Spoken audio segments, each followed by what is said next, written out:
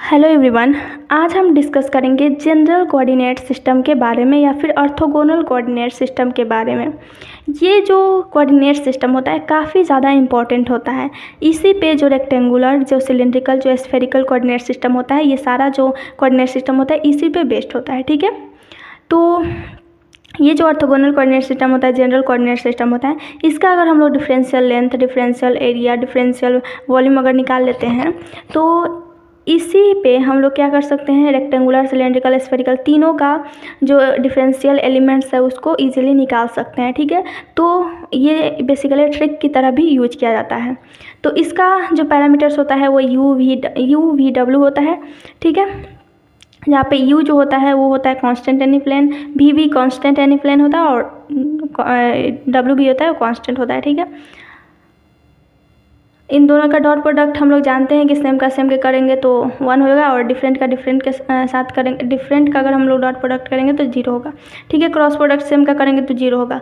ठीक है, ये सारा चीज़ हम जानते हैं। हम लोग जो मेन टॉपिक है उस पर डिस्कस करते हैं। तो differential element, differential length, differential surface area, differential volume की बात करते हैं। तो डिफरेंशियल लेंथ इसका क्या होगा, इसका फॉर्मूला होता है डिफरेंशियल लेंथ का जनरल कोऑर्डिनेट सिस्टम में H1 DU AU।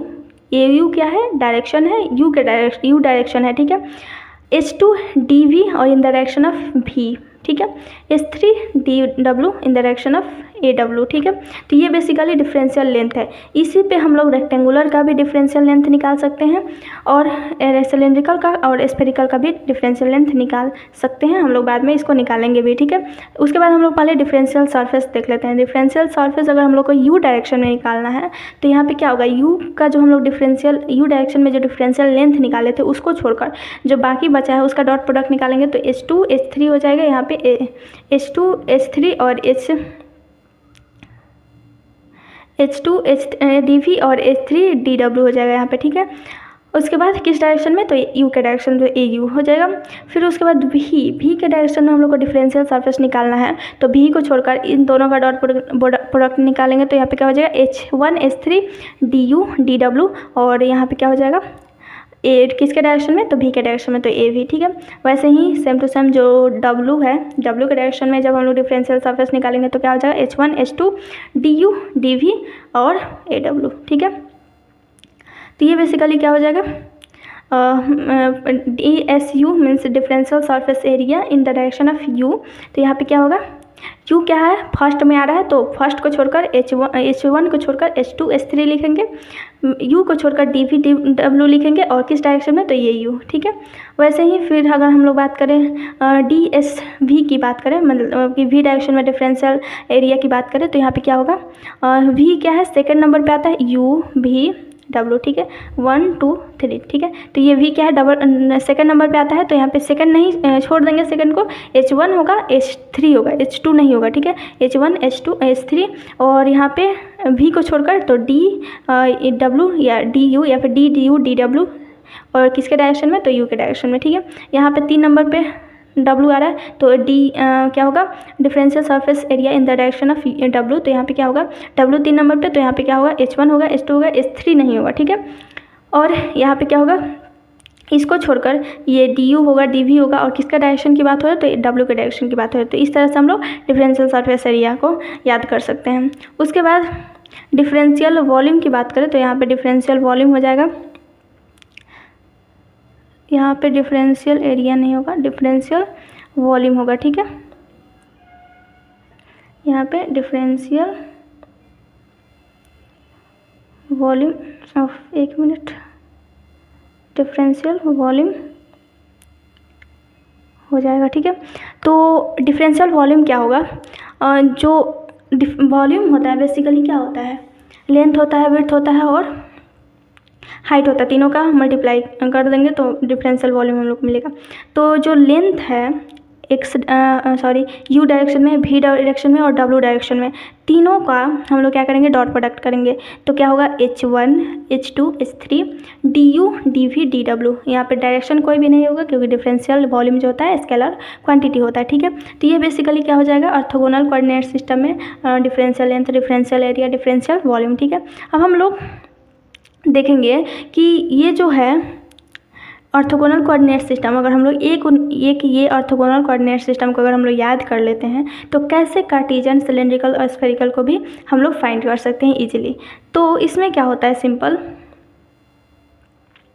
कि एक टेबल को हम लोग को याद करना पड़ता है। इसके लिए यहाँ पे क्या है, ऑर्थोगोनल है, इसका जो कंपोनेंट, इसका जो पैरामीटर्स होता है वो होता है u v w, ठीक है।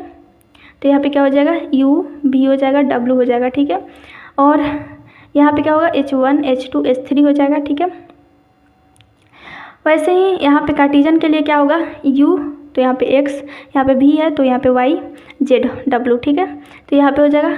और h1 में क्या होता है, कार्टेशियन का 1 वैल्यू होता है, h2 में कार्टेशियन का 1 वैल्यू होता है, h3 में इसका वैल्यू होता है 1, ठीक है।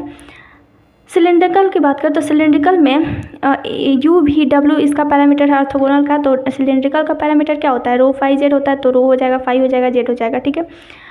h1 में जो सिलेंड्रिकल होता है उसका वैल्यू होता है 1, ठीक है। h2 में इसका वैल्यू होता है रो और h3 में इसका वैल्यू होता है 1, ठीक है। स्फेरिकल की बात करें तो स्फेरिकल में 3 पैरामीटर्स क्या होता है, r थीटा फाई, तो r थीटा फाई लिख देंगे सिंपल, बस इसको याद करना है। h1 में क्या होता है, स्फेरिकल का 1 वैल्यू होता है, h2 में क्या होता है, r होता है, और h3 में क्या होता है, r साइन थीटा होता है, यहाँ पे r साइन थीटा होता है, ठीक है, r साइन थीटा, ठीक है। तो ये बेसिकली क्या होगा, ये एक टेबल है, इसको हम लोग को सिंपल याद करना पड़ता है और इसी से हम लोग क्या करते हैं, ऑर्थोगोनल को अगर हम लोग याद कर लेते हैं, differential length, differential area, differential volume, तो हम लोग इजीली चाहे वो कार्टेशियन में हो, सिलेंड्रिकल हो, स्फेरिकल हो, तीनों में हम लोग इजीली निकाल सकते हैं लेंथ, एरिया और वॉल्यूम, ठीक है। तो कार्टेशियन में सिंपल इसको हम लोग क्या करेंगे, टेबल याद करने के लिए बस u v w है, वैसे ही ये 3 पैरामीटर है ऑर्थोगोनल का, वैसे ही कार्टेशियन का x y z है, सिलेंड्रिकल का रो फाई z है और स्फेरिकल का r थीटा फाई है। तो ये तीनों तो सिंपल है। अब h1 में जो कार्टेशियन होता है, सिलेंड्रिकल होता है, स्फेरिकल होता है, तीनों का वैल्यू 1 ही होता है, तो h1 में कोई दिक्कत नहीं है। h2 में क्या होता है, कार्टेशियन का वैल्यू जो होता है 1 होता है और h3 का वैल्यू 1 ही होता है, तो मीन्स कि जो कार्टेशियन होता है उसमें कोई भी चेंज नहीं करना है, 1 1 1 है। सिलेंड्रिकल में क्या होता है, h2 का वैल्यू, h2 में जो होता है वो रो होता है, ठीक है, और h3 में 1 होता है, तो इसमें h1 और h3 जो होता है 1 होता है और h2 होता है वो रो होता है, ठीक है। वहीं अगर हम लोग स्फेरिकल की बात करें तो स्फेरिकल का थोड़ा सा हार्ड होता है, इसमें क्या होता है कि h2 में रेडियल डिस्टेंस r होता है और h3 में r साइन थीटा होता है, ठीक है। तो ये बेसिकली टेबल है, इसको याद करना पड़ता है और इससे हम लोग क्या करते हैं, differential surface area, differential length, differential volume याद कर सकते हैं इजीली, ठीक है, मतलब निकाल सकते हैं, ठीक है। तो यहाँ पे अब हम लोग एक एग्जांपल से देखते हैं। मान लेते हैं हम लोग को कार्टेशियन में निकालना है, ठीक है। कार्टेशियन में इसका वैल्यू h1 h2 h3 का वैल्यू क्या है, सिंपल है 1 है, ठीक है। तो यहाँ पे हम लोग निकालते हैं डिफरेंशियल लेंथ का वैल्यू वाले, ठीक है। तो डिफरेंशियल लेंथ क्या है, डिफरेंशियल लेंथ क्या है जनरल कोऑर्डिनेट सिस्टम में, h1 du au plus h2 du av plus h3 dw और aw, ठीक है। तो यहाँ पे क्या होगा, कार्टेशियन कोऑर्डिनेट सिस्टम में यहाँ पे h1 के जगह पे क्या होगा 1, तो 1 होगा। u के जगह पे क्या था, वहाँ पे dx था, और किसके डायरेक्शन में, तो x, यहाँ पे u के डायरेक्शन में, तो u के जगह पे क्या था, वहाँ पे x था, ठीक है। प्लस फिर यहाँ पे h2 में भी 1 वैल्यू है इसका, कार्टेशियन कोऑर्डिनेट में 1 इंटू dv के जगह पे क्या था, y था, तो dy, और v के जगह पे यहाँ पे क्या था, y, तो ये y हो जाएगा, ठीक है। प्लस यहाँ पे क्या हो जाएगा, h3 का भी वैल्यू 1 था, w का डी जेड हो जाएगा, यहाँ पे आई डब्ल्यू, तो यहाँ पे ए जेड हो जाएगा। तो ये डिफरेंशियल लेंथ होगा सिलेंड्रिकल कोऑर्डिनेट सिस्टम, इजीली हम लोग निकाल लिए। तो हम लोगों ने देखा था कि जब से कार्टेशियन कोऑर्डिनेट सिस्टम के बारे में स्टडी कर रहे थे, रेक्टेंगुलर कोऑर्डिनेट सिस्टम के बारे में, तो उसका differential length same to same आ रहा था, d x a x plus d y a y plus d z in direction of a z, ठीक है। तो इतना आ रहा था, तो सिंपल हम लोग यहाँ पे निकाल सकते हैं। वैसे ही डिफरेंशियल सरफेस एरिया हम लोग निकाल लेते हैं कार्टेशियन कोऑर्डिनेट सिस्टम में। तो यहाँ पे क्या होगा, यहाँ पे क्या होगा, ये डी एस है, तो यहाँ पे हम लोग निकालेंगे डी एस, और u के जगह पे क्या होगा x, ठीक है। H2 है, H2 में जो कार्टेशियन कोऑर्डिनेट सिस्टम था उसमें H2 में इसका वैल्यू क्या था, कार्टेशियन कोऑर्डिनेट सिस्टम का 1 था, ठीक है, इंटू यहाँ पे H3 का वैल्यू भी 1 आएगा तो 1 हो जाएगा, ठीक है। तो इसको हम लोग 1 लिख देते हैं, ठीक है। उसके बाद DV, तो यहाँ पे DV के जगह पे क्या होगा, यहाँ पे V तो Y, ठीक है, Y। यहाँ पे DW है तो कार्टेशियन में क्या होगा, Z होगा, ठीक है। और यहाँ पे U है तो U तो X, तो A X हो जाएगा। तो जैसे हम लोगों ने देखा था कि कार्टेशियन कोऑर्डिनेट सिस्टम में differential surface area in the direction of x क्या था, DAY DAZ और x था, तो सेम टू सेम यहाँ पे आ गया इसका वैल्यू। वैसे ही हम लोग DSV के जगह पे हम लोग DXY रख के इसका वैल्यू निकाल सकते हैं। तो सेम टू सेम हम लोग डिफरेंशियल वॉल्यूम का भी ऐसे ही निकाल सकते हैं। अब हम लोग एक डिफरेंशियल जो लेंथ है उसका वैल्यू हम लोग सिलेंड्रिकल कोऑर्डिनेट सिस्टम में हम लोग निकालते हैं इस वैल्यू को याद करके, ठीक है। तो इसमें क्या करेंगे, डिफरेंशियल लेंथ हम लोग निकालते हैं सिलेंड्रिकल कोऑर्डिनेट सिस्टम में इसके हेल्प से। तो यहाँ पे डिफरेंशियल लेंथ हम लोग लिख देते हैं DL, ठीक है, सिलेंड्रिकल कोऑर्डिनेट सिस्टम में, ठीक है। सिलेंड्रिकल कोऑर्डिनेट सिस्टम में H1 का वैल्यू क्या है, 1 है, ठीक है, तो 1 लिख देते हैं। DU, U है तो U का सिलेंड्रिकल कोऑर्डिनेट सिस्टम में क्या होगा, रो होगा, तो यहाँ पे क्या हो जाएगा, D रो। यहाँ पे AU है तो यहाँ पे A रो हो जाएगा, ठीक है। प्लस H2 पे क्या था, रो था, ठीक है, और H3 पे 1 था। H2 पे रो होता है सिलेंड्रिकल कोऑर्डिनेट सिस्टम में, और H1 पे 1 होता है और H3 पे भी 1 होता है, ठीक है। यहाँ पे DV है तो V है तो सिलेंड्रिकल में क्या होगा, रो 5, ठीक है, तो यहाँ पे D5 हो जाएगा। इन द डायरेक्शन ऑफ A भी है तो U के बाद V, तो ऐसे ही रो के बाद 5 तो A5, ठीक है। प्लस यहाँ पे H3 है तो 1, DW तो DW रो UVW तो रो 5Z, तो यहाँ पे DZ हो जाएगा। वैसे ही AW तो यहाँ पे AZ। तो सेम टू सेम जैसे हम लोग सिलेंड्रिकल कोऑर्डिनेट सिस्टम में देखे थे कि डिफरेंशियल लेंथ का value D rho A rho plus rho D5 in the direction of A5 plus DZ in the direction of AZ आ रहा था, वैसे ही इसका वैल्यू आ गया सेम टू सेम। तो इस तरह से हम लोग देख सकते हैं कि जब हम लोग ऑर्थोगोनल कोऑर्डिनेट सिस्टम का differential length, differential surface area, differential volume हम लोग को याद रहता है और ये टेबल याद रहता है, ये जो टेबल है वो याद रहता है, तो हम लोग ईजिली चाहे वो स्फेरिकल हो, सिलेंड्रिकल हो, कार्टेशियन है, हम लोग उसका differential length, differential area, differential volume easily find out कर सकते हैं, ठीक है। तो ये बेसिकली एक ट्रिक के फॉर्म में भी इसका यूज होता है। इसके हेल्प से, ऑर्थोगोनल कोऑर्डिनेट सिस्टम की हेल्प से हम लोग को ये तीनों वैल्यू को याद करना नहीं पड़े, ये जो Cartesian, cylindrical coordinate system, spherical coordinate system, इन तीनों का जो भी हम लोग को लेंथ, एरिया, वॉल्यूम होता है उसको याद करने की जरूरत नहीं पड़ती है। हम लोग सिंपल इसका वैल्यू अगर हम लोग याद कर लेते हैं, ये टेबल को याद कर लेते हैं और इस ऑर्थोगोनल कोऑर्डिनेट सिस्टम का एरिया, सरफेस वॉल्यूम और डिफरेंशियल, यहाँ पे वॉल्यूम होगा, differential volume, differential surface area, differential length अगर हम लोग याद कर लेते हैं तो इजीली हम लोग को ये जो कार्टेशियन, सिलेंड्रिकल और स्फेरिकल होगा उसको याद करने की ज़रूरत नहीं पड़ेगी, ठीक है।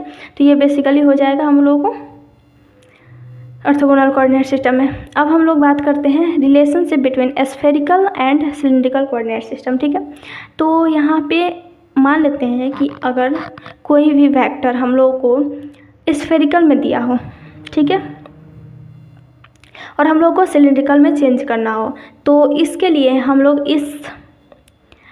ये जो मैट्रिक्स फॉर्म है उसको याद करते हैं और इस वैल्यू पे हम लोग क्या करते हैं, इस मैट्रिक्स को सॉल्व करते हैं और हम लोग को वैल्यू जो होता है मिल जाता है, मीन्स कि हम लोग कन्वर्ट कर लेते हैं स्फेरिकल टू सिलेंड्रिकल, ठीक है। तो मान लेते हैं कि हम लोग को स्फेरिकल में दिया है वैल्यू और सिलेंड्रिकल में चेंज करना, तो जिसमें चेंज करना होता है उसको हम लोग क्या करते हैं, आगे लिखते हैं। तो रो A रो, क्योंकि ये जो सिलेंड्रिकल होता है उसका ही पैरामीटर रो 5Z होता है, तो A5 FZ हो जाएगा, इक्वल टू यहाँ पे जिसको चेंज करना है उसको हम लोग क्या करते हैं, इस साइड लिखते हैं। तो स्फेरिकल को हम लोग को सिलेंड्रिकल में चेंज करना है, तो स्फेरिकल को हम लोग क्या करेंगे, स्फेरिकल का जो वैल्यू होगा उसको हम लोग क्या करेंगे, इस साइड लिख देंगे। अब इस मैट्रिक्स को हम लोग को बस याद करना पड़ता है, ये जो वैल्यू है उसको।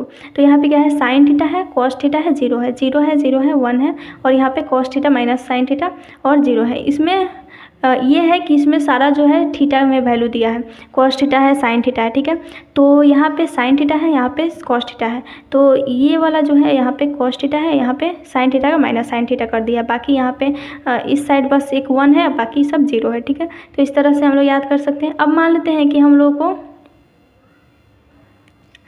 दे दिया है, इसमें हम लोग को दे दिया है बेसिकली, ये तो हो गया सिलेंड्रिकल में चेंज करना। अब मान लेते हैं कि स्फेरिकल, सिलेंड्रिकल में हम लोग को दे दिया, स्फेरिकल में चेंज करना है। तो स्फेरिकल में चेंज करना है तो स्फेरिकल का पैरामीटर्स क्या होता है, rho phi r theta phi, तो यहाँ पे a r a theta a phi हो जाएगा। हम लोग सिंपल पहले लिख देंगे, जिसमें हम लोग को चेंज करना है उसको हम लोग पहले लिखते हैं, ठीक है।